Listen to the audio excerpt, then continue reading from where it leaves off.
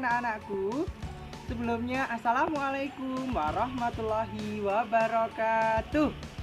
Sebelumnya Pak Roed mau tanya apa kabarnya? Baik ya pastinya, ketemu lagi dengan Pak Roed pada pembelajaran IPS kelas 5. Anak hebat, hari ini kita belajar tema 5, subtema 1, 2, dan 3. Pembelajaran apa? Pastinya IPS. Anak hebat, sekarang Pak Roed berpesan anak-anak ambil bukunya. Ambil bukunya, kemudian pastikan lingkungan sekitar tempat belajarmu adalah lingkungan sekitar yang kondusif untuk belajar. Jauhkan dari televisi dan jauhkan dari tempat yang berisik. Paham? Anak-anak, Pak Roed berpesan karena setelah ini anak-anak akan menghadapi penilaian akhir semester. Jangan bosan membaca buku yang telah diberikan sekolah. Garis bawahi materi-materi yang penting, kemudian buat ringkasan kecil. Paham? Apalagi IPS. IPS itu pelajarannya sangat menarik. Kenapa? Karena kita langsung belajar tentang fenomena yang ada dan terjadi di sekitar kita. Mari kita buka buku temanya tentang ekosistem. Oke, subtema 1 Pak Roed akan jelaskan terlebih dahulu. Subtema 1 itu, anak-anak, kita akan belajar kembali tentang kondisi geografis dan astronomis Indonesia. Pak Roed sudah jelaskan di tema satunya, tapi tema 5 kita akan ulang kembali lebih dalam. Paham? Kemudian yang kedua, subtema 2 kita akan belajar tentang apa coba? Kenampakan alam, buatan dan kenampakan alam alami. Kemudian yang terakhir kita akan belajar tentang kondisi sosial ekonomi masyarakat sekitar. Paham anak-anak? Paham, oke.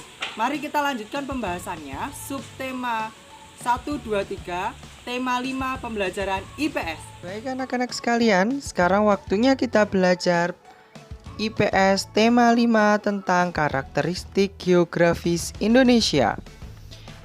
Kita belajar subtema 1, 2, 3, tema 5 ya. Mari kita bahas. Kita bahas yang pertama mengenai letak astronomis dan geografis Indonesia. Kemarin sudah dibahas pada tema 1 dan sekarang ada pembahasan lebih dalam pada tema 5. Letak astronomis adalah letak suatu tempat dilihat dari posisi garis lintang dan garis bujur. Garis lintang merupakan garis khayal yang membentang horizontal melingkari bumi. Sedangkan garis bujur merupakan garis khayal yang melingkari bumi secara vertikal. Garis lintang dan garis bujur dibagi menjadi dua, yaitu garis lintang utara atau LU dan garis lintang selatan atau LS, serta garis bujur barat atau BB dan garis bujur timur atau BT. Letak astronomis Indonesia adalah 6 derajat lintang utara, 11 derajat lintang selatan, dan 95 derajat bujur timur sampai 141 derajat bujur timur. Jika dilihat dari letak astronomis tersebut, Indonesia berada di kawasan iklim tropis dan di belahan bumi timur. Selanjutnya, pengaruh letak astronomis Indonesia berdasarkan garis lintang. Apa saja itu? Pertama, Indonesia berada di kawasan tropis. Kedua, curah hujan tinggi. Ketiga, flora dan fauna juga beraneka ragam. Sekarang, pengaruh letak astronomis Indonesia berdasarkan garis bujur. Pertama, Indonesia memiliki perbedaan waktu yang dibagi menjadi 3. Waktu Indonesia bagian barat atau WIB, waktu Indonesia bagian tengah atau WITA, kemudian waktu Indonesia bagian timur atau WIT. Paham ya? Nah, selanjutnya kita belajar mengenai komponen peta. Apa saja itu? Pertama ada judul. Yang kedua ada arah mata angin. Fungsinya memberi petunjuk pada peta. Arah mata angin itu ada utara, selatan, timur, barat begitu. Kemudian yang ketiga, skala peta, yaitu perbandingan jarak pada peta dengan jarak sebenarnya. Kemudian garis astronomis, yakni garis hayal di atas permukaan yang terdiri dari garis lintang dan garis bujur. Kemudian yang kelima, merupakan tanda khusus untuk menjelaskan sesuatu berupa garis, warna, dan gambar. Kemudian yang keenam, legenda atau keterangan peta, yaitu penjelasan simbol-simbol yang ada pada peta. Kemudian selanjutnya, jenis peta. Apa saja jenis-jenis peta? Pertama, peta persebaran fauna yang menggambarkan berbagai jenis hewan yang tersebar di wilayah tertentu.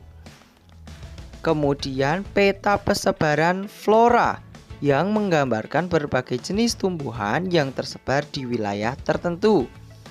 Yang ketiga, peta curah hujan yang menggambarkan persebaran curah hujan dan besarnya curah hujan di wilayah tertentu. 4. Peta wisata yang menggambarkan objek-objek wisata yang dimiliki suatu wilayah. Kemudian yang kelima, peta sumber daya alam yang menggambarkan sumber daya alam yang dimiliki suatu wilayah. Selanjutnya kita belajar mengenai kehidupan masyarakat di daerah pantai, dataran rendah, dan dataran tinggi. Kita mulai dari yang pantai terlebih dahulu. Pantai adalah bagian dataran yang berbatasan dengan laut. Mata pencahariannya sebagian besar penduduk di pantai adalah nelayan. Keindahan alam di pantai juga dimanfaatkan sebagai tempat wisata. Yang kedua, kegiatan penduduk di dataran rendah. Kegiatan penduduk di dataran rendah lebih beragam. Hal tersebut karena dataran rendah cocok dijadikan wilayah pertanian, perkebunan, peternakan, industri, dan pusat bisnis. Kemudian yang ketiga, di daerah dataran tinggi berupa pegunungan dan perbukitan. Daerah pegunungan memiliki tanah yang subur dan udara yang sejuk. Oleh karena itu, banyak penduduk yang bermata pencaharian sebagai petani. Keindahan alamnya juga berpotensi sebagai tempat wisata. Selanjutnya, sistem perairan Subak. Itu ada di Provinsi Bali.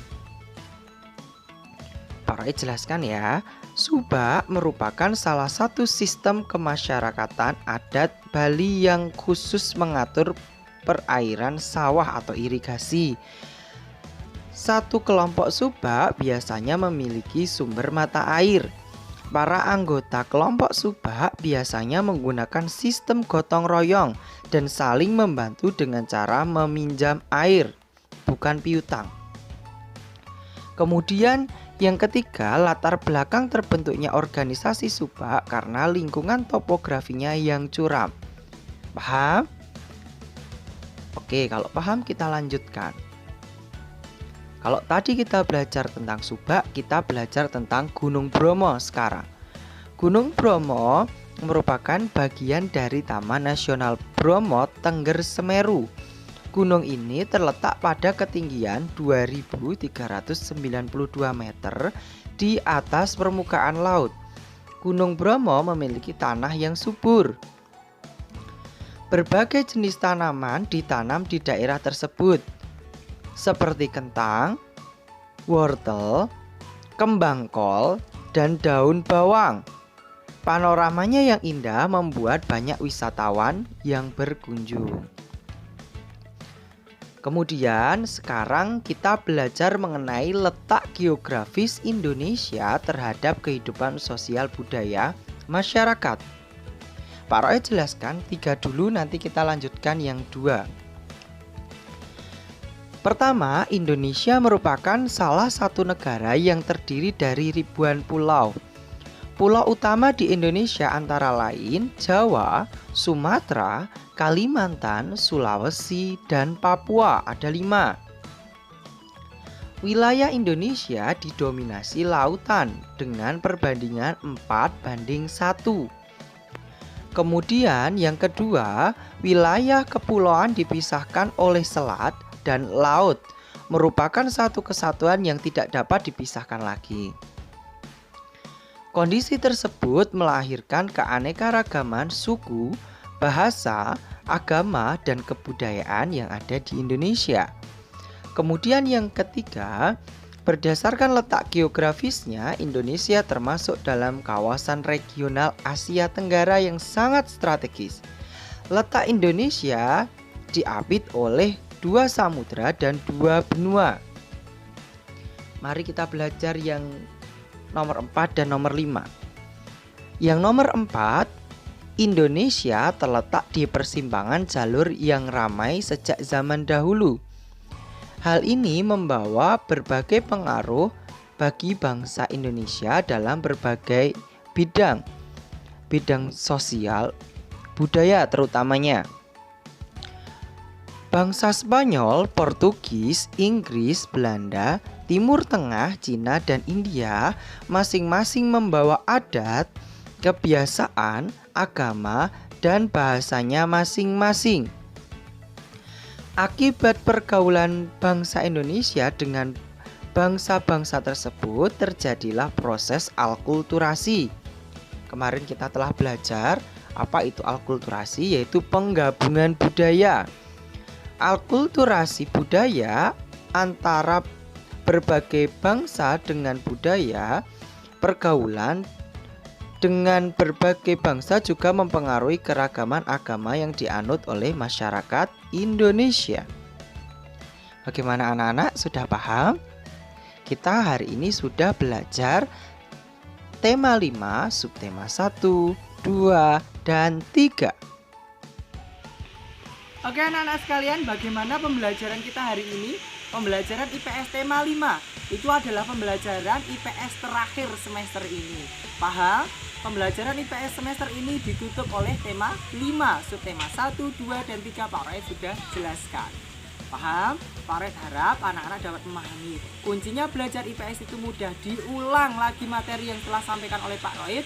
Jangan lupa membuat mind map atau peta konsep atau ringkasan kecil yang membantu kalian untuk belajar. Jangan malas karena setelah ini akan menghadapi penilaian akhir semester. Tetap lakukan kegiatan yang positif, jangan lupa membantu orang tua. Sekian dari Pak Roed, bila ada kurang lebihnya mohon maaf. Wassalamualaikum warahmatullahi wabarakatuh.